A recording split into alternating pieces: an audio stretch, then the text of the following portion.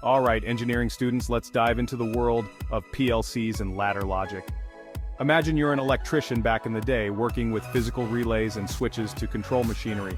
Now, fast forward to today, and we've got PLCs, programmable logic controllers, which are essentially digital versions of those old-school control panels. So, what is ladder logic? Think of it as a graphical programming language that mimics electrical relay logic. It's called ladder logic because the program looks like a ladder with two vertical rails and rungs between them. Each rung represents a logical operation.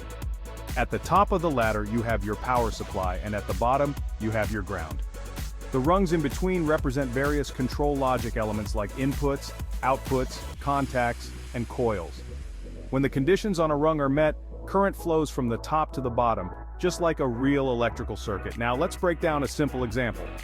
Imagine you have a start button and a stop button controlling a motor. In ladder logic, you'd have a rung with two conditions, the start button being pressed and the stop button not being pressed. When the start button is pressed and the stop button is released, the rung's conditions are met and the motor turns on. This is represented by contacts and coils in your ladder diagram. Ladder logic is intuitive and straightforward, which is why it's widely used in industrial automation.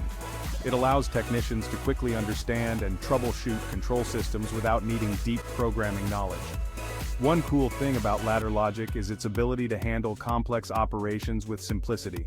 You can create sequences, timers, and counters all using the same visual approach. For instance, if you need a motor to turn on after a 5-second delay, you'd use a timer instruction in your ladder diagram.